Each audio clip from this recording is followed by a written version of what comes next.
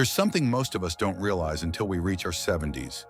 It's not the wrinkles, it's not the silver in our hair, and it's not even the more frequent trips to the doctor.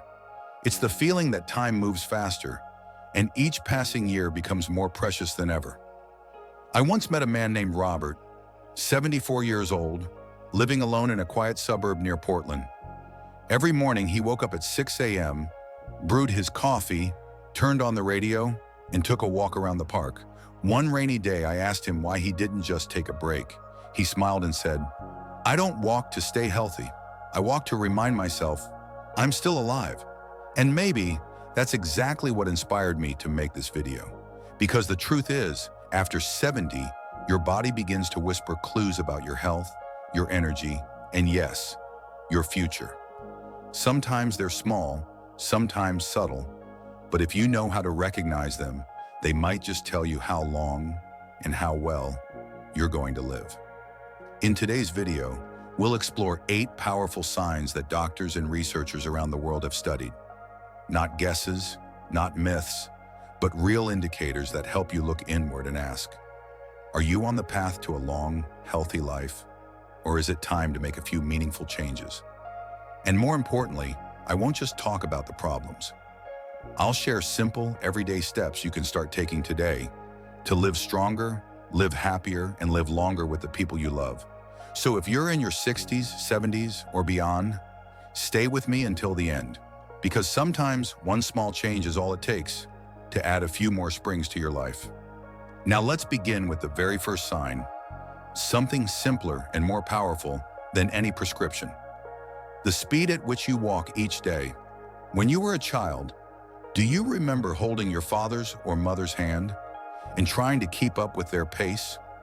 Back then, we never thought much about it. We just walked, quickly with purpose, as if life was waiting for us at the end of the road. And strangely enough, as we grow older, that pace, the speed of our steps, becomes something far more important. Not just a reflection of strength or fitness, but a natural indicator of how long we might live. Let me tell you a little story. There were 2 men, Joe and Frank, both 75 years old, both retired, both living just a few blocks apart. Joe starts every morning with a walk around the neighborhood. His steps are steady, his stride confident. He greets people, sometimes even jogs a little to catch up with the neighbor's puppy. Frank used to be an avid runner, but in recent years he started slowing down. At first it was just some knee pain. Then he began stopping halfway to rest, occasionally stumbling, and eventually he found himself going out less and less. Just that one change, a slight slowdown in walking speed, revealed so much more than it seemed. According to a study published in the Journal of the American Medical Association, older adults who walk faster than 1 meter per second, about 3.6 kilometers per hour or 2.2 miles per hour, tend to live 15 to 20% longer than those who walk more slowly. Why? Because walking speed isn't just about legs. It's about the orchestra of your brain, your heart, your lungs, your muscles, and your balance system all working together. Think of it like an old car. If the engine, brakes, and steering still run smoothly, you know it can go for thousands more miles. But if it starts to shake, hesitate, or slow down, that's a sign it needs a serious checkup. So how do you know if your pace is on track? Try walking 6 meters, about 20 feet, and time yourself. If it takes more than 7 seconds, your walking speed might be slower than ideal. But here's the best part. Walking speed can be improved. Start simple. Walk 15 to 30 minutes every day. Walk with purpose. No need to rush, but don't shuffle slowly either. Add light leg exercises like knee lifts or sit to stands from a chair. Work on your balance too. It helps improve your gait. And don't forget, walking is a gift. It doesn't require a gym. No special equipment, just your legs and the will to keep moving forward. The way you walk tells the world how you're living and how long you just might keep going. Next, we'll look at something small, but incredibly powerful. Right in the palm of your hand, your grip strength. It may reveal your lifespan more accurately than even your blood pressure. Have you ever shaken someone's hand and felt something unspoken pass between you? Not just a greeting, but a silent measure of confidence, energy, maybe even resilience. For decades, we've thought of grip strength as a sign of a firm character. But today, science is showing us something even more powerful. Your grip strength could predict how long and how well you might live. Let me tell you about two men, Robert and Walter, both 78, both retired teachers, both lifelong friends. Robert still enjoys woodworking. He lifts small logs, fixes his garden fence, opens jars for his wife like it's a nothing. His handshake, firm, steady, reassuring, like someone who still trusts his body. Walter, on the other hand, started noticing things changing. First, it was the bottle caps. They felt tighter. Then the grocery bags felt heavier. And one day, shaking his grandson's hand, he realized he was the one gripping less. At first, he shrugged it off. Weak hands. That's just age, he'd say. But the truth is, grip strength isn't just about your hands. It's a reflection of your overall muscle health, your nervous system, your circulation. And studies, like the one published in The Lancet, show that weaker grip strength is directly linked to higher risk of heart disease, falls, cognitive decline, and even early mortality. Think of it like this. When your hands start to lose strength, it's not just about dropping things. It's about your body slowly losing its ability to hold on, to stability, to movement, to independence. But here's the good news.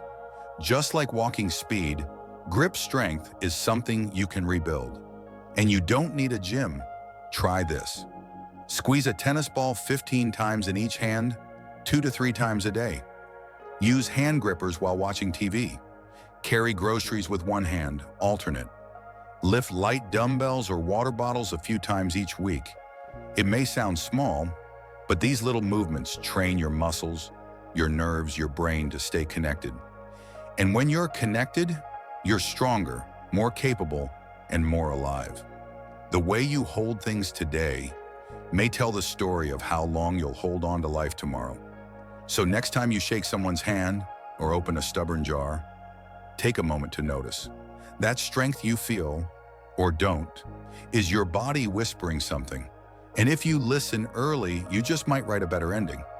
Now, let's talk about something we often overlook until it starts slipping away. Balance. Not just in life, but in your legs, your core, your very center. And it starts with a simple question. Can you stand on one foot for 10 seconds? There's a quiet kind of strength we don't often talk about.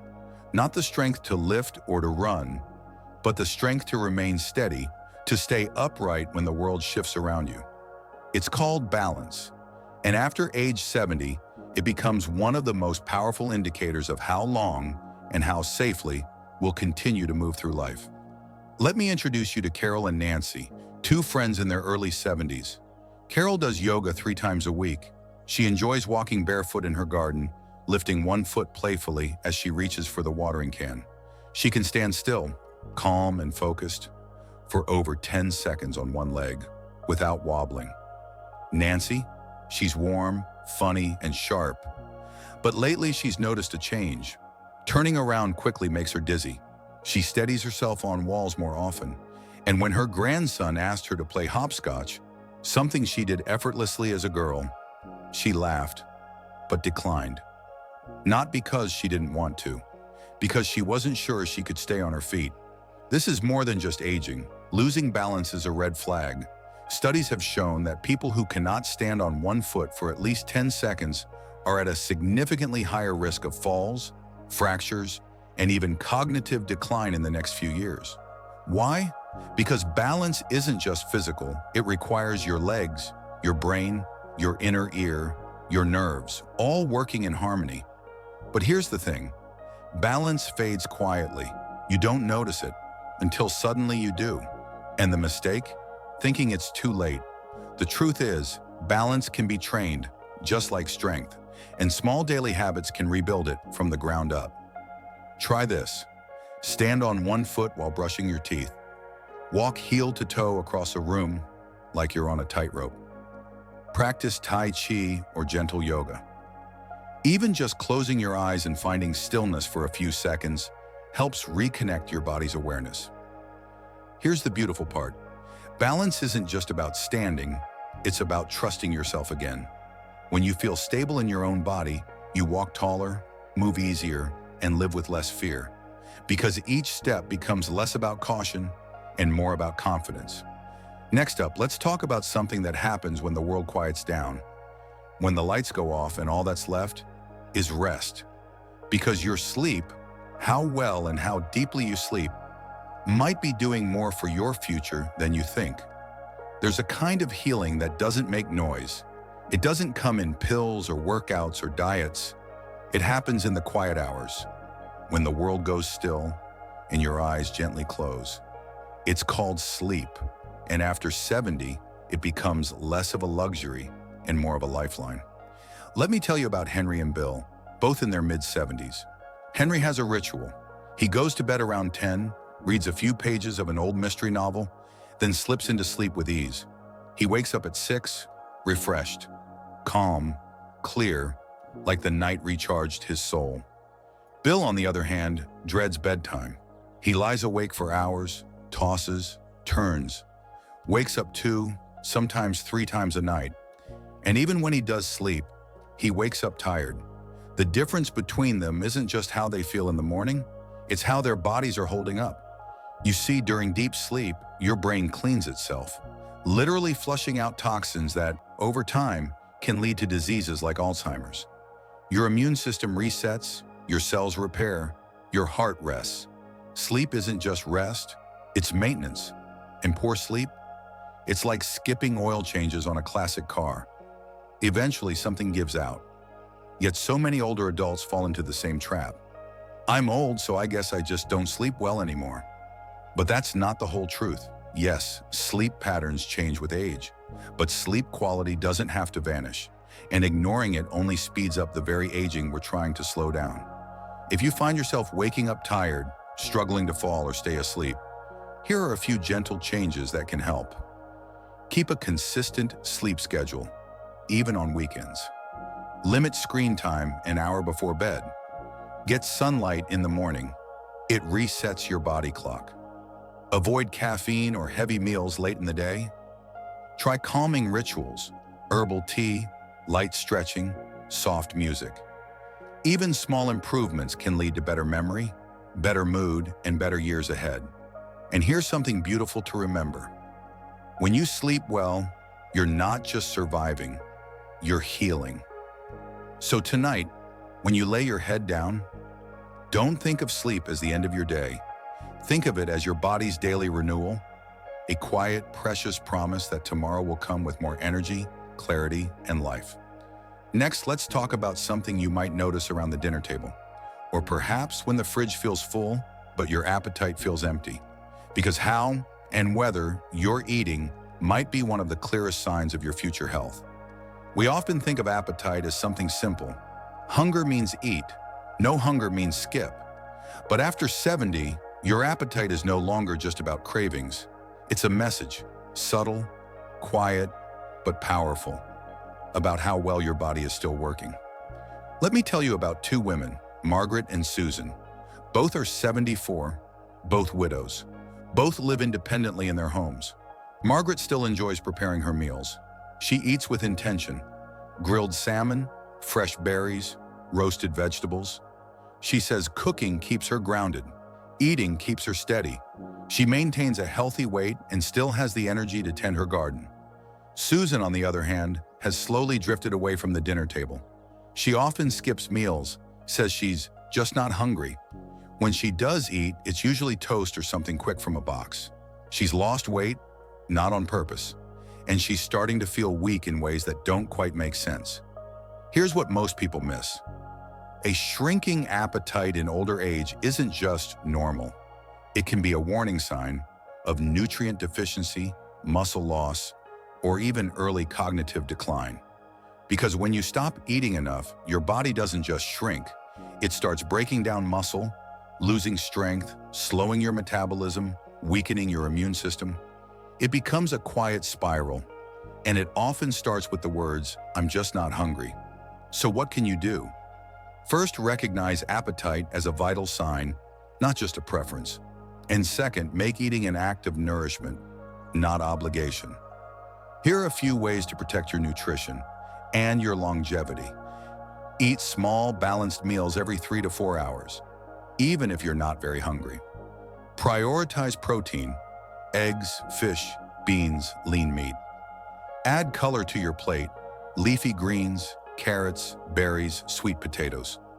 Drink plenty of water. Thirst fades with age, but your body still needs it. And don't eat alone if you can help it. Meals shared are meals remembered. Food is more than fuel. It's one of the last beautiful ways we stay connected, to our bodies, to our memories, to each other. So if you've noticed a dip in your appetite, don't ignore it. Start small, start mindful, because every bite you take is a message to your body that you're still investing in life. Now let's turn inward, to something that doesn't show up on blood tests or x-rays, but shapes everything from your heartbeat to your immune system. How well do you handle stress? Because that too tells the story of how long you might live. We often think that what ages us is time, but sometimes it's not time. It's what we carry through time, quietly, heavily, day after day. That's called stress, not the loud, dramatic kind, but the quiet kind.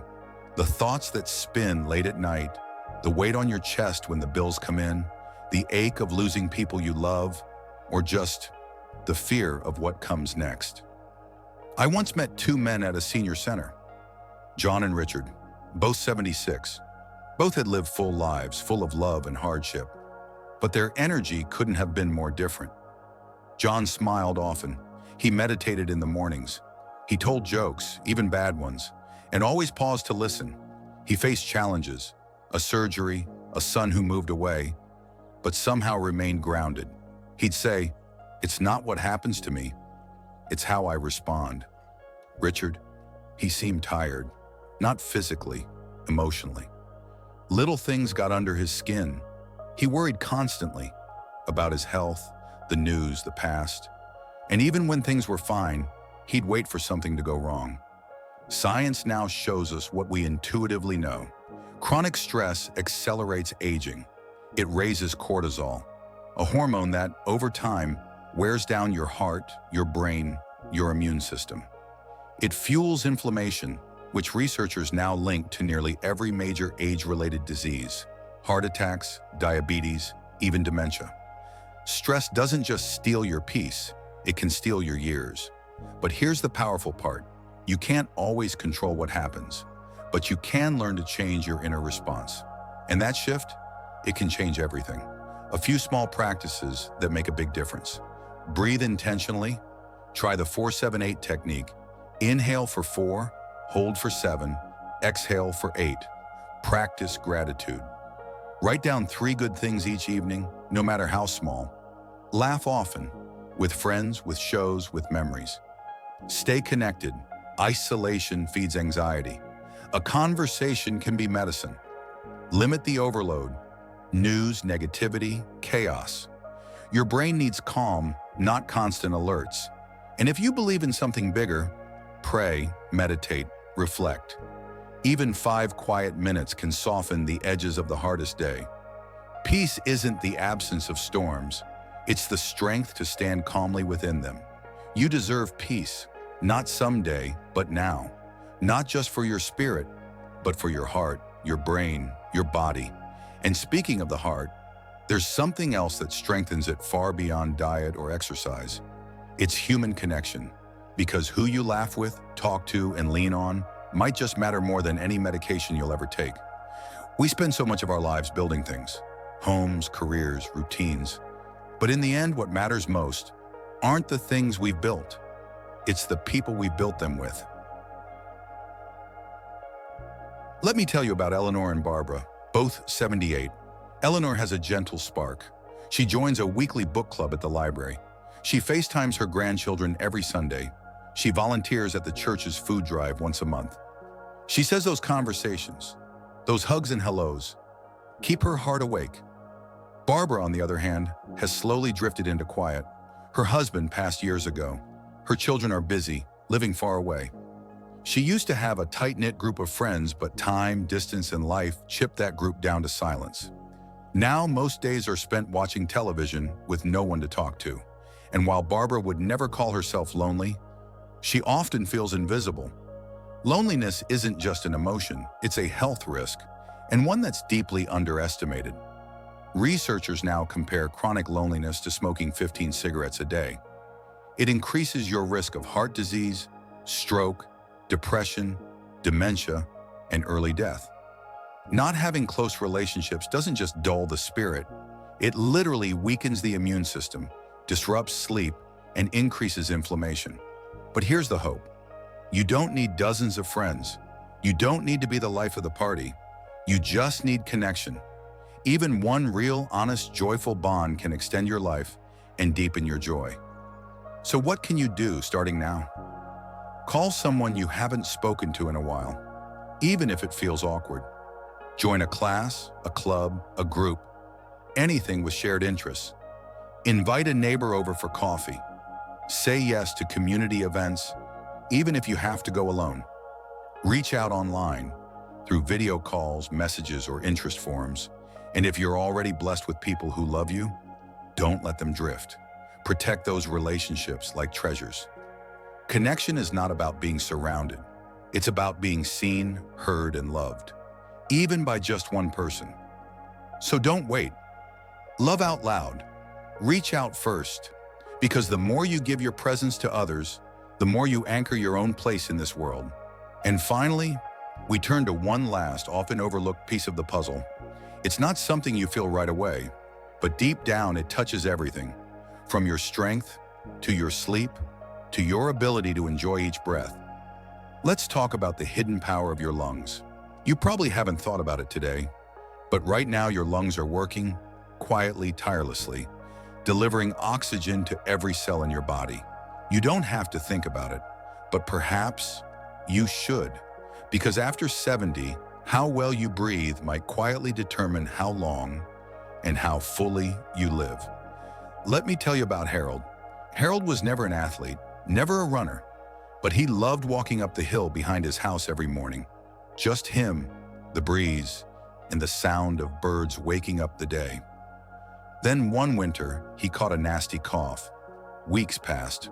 The cough cleared, but something stayed behind. A shortness of breath, a heaviness in his chest. He couldn't make it up that hill anymore. He didn't feel pain. He wasn't in crisis. But something was missing. His breath, his ease, his freedom. You see, our lung capacity slowly declines with age. And if we don't move, stretch, and breathe deeply, that decline accelerates.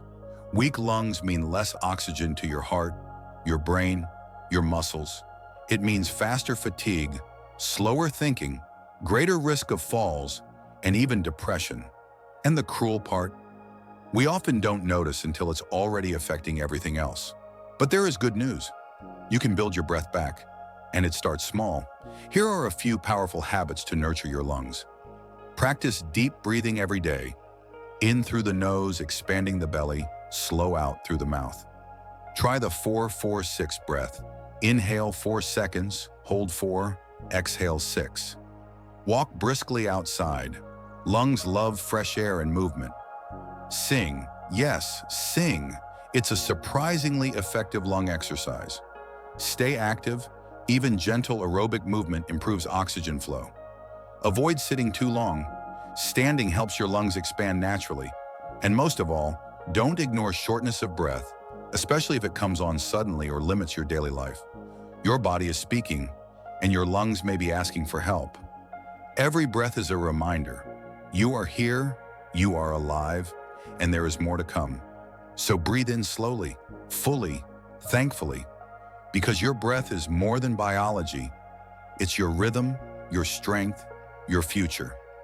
Now that we've explored the signs, let's take a moment to bring it all together. Because knowing the signs is just the beginning. The real question is, what will you do with this knowledge starting today? So here we are. We've walked through 8 quiet, powerful signs, from how you move, to how you rest, to how you connect with others, and even how deeply you breathe. Each one is like a soft whisper from your body, gently saying, "Pay attention. I'm telling you how I'm doing. I'm showing you what I need." And maybe after watching this, you recognize something in yourself. Maybe you've noticed your steps getting slower, your sleep getting lighter, your appetite fading, or your world growing quieter. Don't see those as losses. See them as invitations. Invitations to care, to listen, to begin again. Because aging is not just about decline, it's about becoming more aware, more honest, more intentional with your time, your energy, your life. You don't need to change everything at once. Start with one thing: a daily walk, a call to a friend, a deeper breath before bed, a real meal, a moment of stillness. And from that one thing, life begins to shift, not backward, but forward, in a softer, wiser, stronger way. Longevity isn't just about adding years to your life. It's about adding life to your years. You deserve both. Thank you for spending this time with me. If something in this video spoke to you, if it helped you reflect, or feel seen, or feel hopeful, I'd love for you to share it with someone who might need it too. Leave a comment below and tell me, which sign resonated most with you? And what small change will you begin today? I read every word, and your stories mean more than you know. Don't forget to subscribe and turn on the bell so you never miss videos like this. Videos that care for your heart, your health, and your future. Until next time, take care of yourself, because this world still needs everything you are.